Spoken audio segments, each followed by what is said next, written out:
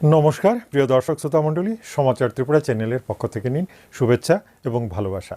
আমি doctor SP Goswami আপনাদের সামনে আজকে আবার হাজির হয়েছি।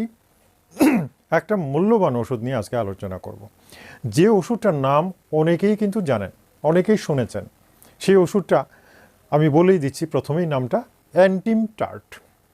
অ্যান্টিমের মধ্যে অ্যান্টিম ক্রুডও রয়েছে, অ্যান্টিম টার্টও রয়েছে। বুঝতে পারছেন?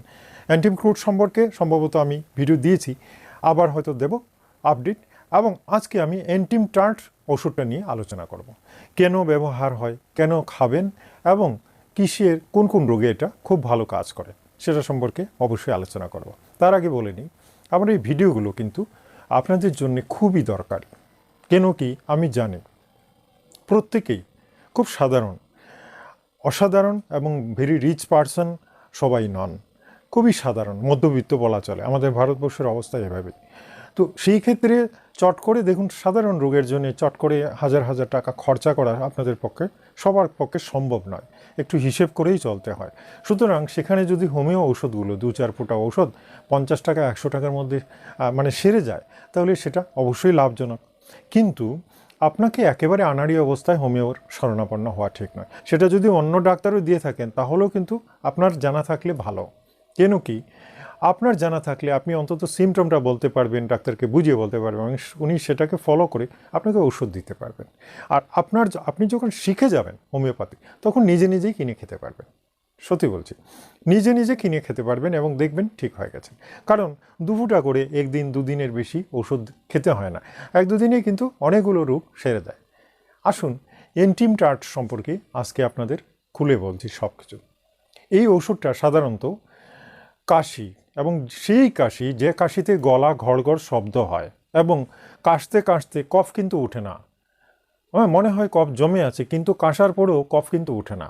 সেটা শিশুদের ক্ষেত্রে হয় বেশি, বয়স্কদের ক্ষেত্রে হয় বেশি। বুড়ো হয়ে গেলে তো কফ জমে বুকে, সেই বৃদ্ধদের ক্ষেত্রেও হয়। আর বাচ্চাদের ক্ষেত্রে যেহেতু প্রতিরোধ ক্ষমতাটা কম, সেজন্য বাচ্চারা খুব তাড়াতাড়ি ইনফেক্টেড হয়ে যায় ঠান্ডা লেগে, সেখানে সর্দি কাশি বুকে জমে যায়, ইভেন নিউমোনিয়া পর্যন্ত হয়ে যেতে পারে। অ্যান্টিম টার্ট কিন্তু এমন একটা ওষুধ, সেই নিউমোনিয়া স্টেজে যে যাওয়া থেকে সে আপনাকে বাচ্চাটাকে সুস্থ রাখতে পারে। সুতরাং অ্যান্টিম টার্টের ব্যবহারটা জানা খুবই দরকার। এই ওষুধটা একেবারে সহজ নয়, হুট করে প্রয়োগ করাও ঠিক নয়। গলার ঘড়ঘড় শব্দ বা বুকে কফ জমা বা এই সমস্ত লক্ষণগুলো যখন পরিষ্কার বোঝা যাবে, তখনই অ্যান্টিম টার্ট। তা না হলে কিন্তু ব্রাইনিয়া টাইনিয়া দিয়েই কাজ সেরে যায়, কাশি টাশি শেষ হয়ে যায়। কিন্তু যদি দেখা যায় রাতের বেলা হাঁপে টান, একদম শ্বাসকষ্টের মতো হয়ে যাচ্ছে, বুকে প্রচণ্ড কফ জমে আছে, মনে হয় গড়গড় শব্দ, একদম দূর থেকে সাউন্ড শোনা যায়, সেটা বড়দেরও হতে পারে, বাচ্চাদেরও হতে পারে, বৃদ্ধদেরও হতে পারে। মনে রাখবেন, যাদের বুকে ঘড়ঘড় শব্দ হয়, একেবারে কফটা যে পরিষ্কার বোঝাই যাচ্ছে কফ জমে আছে বুকে, সেরকম অবস্থাতেই অ্যান্টিম টার্ট অবশ্যই খেতে পারবেন, নো ডাউট। হ্যাঁ, প্রথম অবস্থায় অ্যান্টিম টার্ট খাবেন, তারপরে কিন্তু ডাক্তার দেখানো বা হোমিওপ্যাথি ডাক্তারের শরণাপন্ন হওয়া বা অন্যান্য সাথে অনেক ঔষধও দিতে হবে। বাচ্চাদের ক্ষেত্রেও একই ব্যাপার। ওই যে গলা ঘড়ঘড় শব্দ এরকম কিন্তু যদি দীর্ঘদিন থাকে, তাহলে কিন্তু নিউমোনিয়া হয়ে যায় বাচ্চাদের। নিউমোনিয়া ওই ফুসফুসগুলো আক্রান্ত হয়ে যাওয়া, ইনফেক্টেড হয়ে যাওয়া, এবং সেখানে পেইন হবে, পরে কিন্তু অনেক বাচ্চারা ভীষণভাবে অসুস্থ হয়ে যায়, ভীষণভাবে। তো ডান ফুসফুসে যদি ব্যথা হয়ে যায়, that is symptom of pneumonia, সেক্ষেত্রে অ্যান্টিম টার্ট কিন্তু দারুণ, সে ভালো করেই দেবে আমি বলছি। যদিও আরও ওষুধ লাগবে, হিপার সালফটার এগুলো লাগবে, কিন্তু অ্যান্টিম টার্ট দিলে পরে ওই প্রোটেকশনটা পেয়ে যাবে। হ্যাঁ, সে কফটাকে ওখান থেকে সরিয়ে দেবে এবং বুকটাকে হালকা রাখবে। বুঝতে পারছেন এটা কত প্রয়োজনীয় ওষুধ?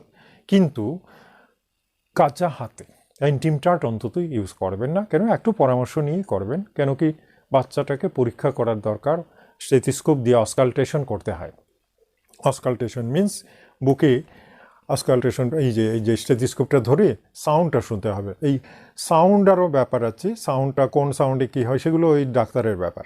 ওগুলো অসকালটেশনটা আপনাদের শিখতে হবে, জানতে হবে, তবে না বুঝতে পারবেন যে গলা ঘড়ঘড়। কিন্তু খালি কানে যখন শোনা যায় যে গলা ঘড়ঘড় করছে, তাহলে জানবেন একেবারে আর কোনো কথা নেই, অ্যান্টিম টার্ট চোখ বুঝিয়ে দেওয়া যায়, এটা দূর থেকেই শোনা যায় গলা ঘড়ঘড়।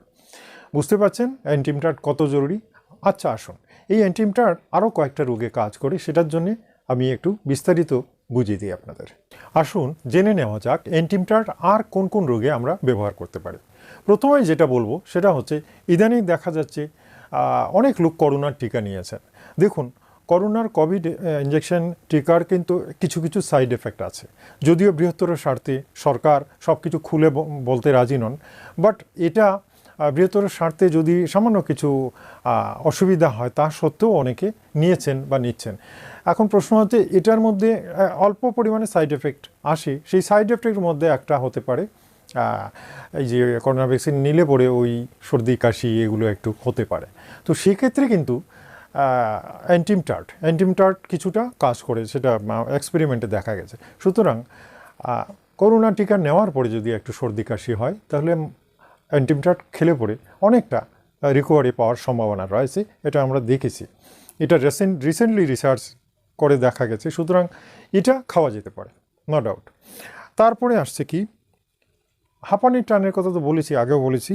এটা হচ্ছে মানুষের দেহে বিভিন্ন স্কিন ডিজিজ হয়, দেখে থাকবেন স্কিন ডিজিজ হয়। এক ধরনের স্কিন ডিজিজ আছে অদ্ভুত, স্কিন ডিজিজ তো গোল হয়ে আছে, মাঝখানটা গর্ত হয়ে আছে, পুরো একটা মনে করুন একটা ফুড়া উঠেছে, একটা স্কিন ডিজিজ বিচ্ছিরি, সেটার মাঝখানটা গর্ত হয়ে গেছে। যদি এরকম কোনো স্কিন ডিজিজ আপনারা দেখেন কারোর দেহে, এরকম আছে, অনেক লোকের আছে, তাহলে সেখানে অ্যান্টিম টার্ট খেলে পরে এই স্কিন ডিজিজটা ভালো হয়ে যায়। অদ্ভুত একটা লক্ষণ। এই অদ্ভুত লক্ষণের জন্যই এই স্কিন ডিজিজ সম্পর্কে আমি জানালাম যে এরকম যদি কারোর থাকে সেখানে অ্যান্টিম টার্ট দিলে পরে কমে যায়। আচ্ছা, এই জন্যই বলা হয়েছে যে ওই পক্স বসন্ত হয়ে গেলে যে এরপরে অ্যান্টিম টার্ট দেওয়া যায়, মানে হাম বসন্তের সময় যদি কারোর এ ধরনের গুটি বের হয় বা পরে দেখা যায় যে ওখানে এক ধরনের গর্তযুক্ত যেটা হাম বসন্ত, সেখানে অ্যান্টিম টার্ট দিলে ঠিক হয়ে যায়, আমার বডি স্মুথ হয়ে যাবে এবং সেই চর্মরোগ থেকে ঠিক হয়ে যাবে। বাচ্চারা, শিশুরা বিশেষ করে কিছু খেলেই একদম বমি টমি করে দেয়, ওই যে কাশতে কাশতে যে বমি হয়ে যায়। আর অ্যান্টিম টার্টের লক্ষণ হচ্ছে রাত্রিবেলা হাঁপানির টানটা বাড়ে, রাত্রিবেলায় বেশি বাড়ে। আর শিশুরা ওই যে বললাম রাত্রে কাশতে কাশতে বমি করে ফেলে এবং গলা ঘড় করে, মানে বুকে একেবারে কফ জমে ঘড় করে এইরকম অবস্থাতে। আচ্ছা দেখুন, কিছু ছেলেরা মানে ছোটো ছোটো বাচ্চারা আছে মায়ের কোল থেকে নামতে চায় না যখন সর্দি জ্বর হয়, যখন জ্বর বা সর্দি থাকে, যদি অ্যান্টিম টার্টের রোগী হয় সেই বাচ্চা কোল থেকে নামতে চাইবে না, কথাটা মনে রাখবেন। কুলে মাকে জড়িয়ে ধরে নামতেই চাইবে না। কারণ কি, এটার দুটো কারণ। একটা হচ্ছে মাকে জড়িয়ে ধরলে পরে বুকটা সে গরম ফিল করে, আর গরম ফিল করলে একটু আরাম পায়, সেটার জন্য মায়ের বুক থেকে সরতে চায় না। অর্থাৎ অ্যান্টিম টার্টের রোগী এই বুকের মধ্যে যে গরম শেকটা অনুভব করলে সে আরাম পায়, এই জন্যেই কুল থেকে ওরা নামতে চাইবে না। তখনই বুঝতে পারবেন যে বাচ্চার অ্যান্টিম টার্টের প্রয়োজন আছে। দেখুন, খুব সূক্ষ্ম এই সমস্ত সিমটম। হোমিওপ্যাথি শিখতে গেলে, জানতে গেলে এগুলো প্রত্যেকটা জিনিস, রোগীর আচার ব্যবহার, স্বভাব, চরিত্র, লক্ষণ সমস্ত কিছুই কিন্তু মেলাতে হয়। এটার নামই হোমিওপ্যাথি। শুধু যে বই পড়ে ঔষধ জেনে নিলাম এই রোগে এই ওষুধ না, এরকম হয় না। রোগীর স্বভাব চরিত্রের সাথেও এটার সম্পর্ক থাকবে এবং তার লক্ষণগুলো সব মিলিয়ে যদি ওষুধ দেওয়া যায় সেই রোগটা কিন্তু সেরে যায়, ম্যাজিকের মতোই সেরে যায়। আমি সারাচ্ছি। এজন্যেই বলতে গেলে রিয়েলি আমি প্রত্যেকটা কাজে, প্রত্যেকটা ডিজিজে আমি সাকসেসফুল, এবং মানুষ আমার কাছে প্রত্যেক দিন এই জন্য ভিড় করে এবং প্রচুর রোগী ভালো হয়ে যাচ্ছে। বলতে গেলে 80-90% সেটা রেকর্ড ব্রেক করেছি আমি। 100 জনের মধ্যে 80 জনকে ভালো করা সব হোমিওপ্যাথির মধ্যে সম্ভবই নয়, বাট আমার কাছে হয়ে যাচ্ছে।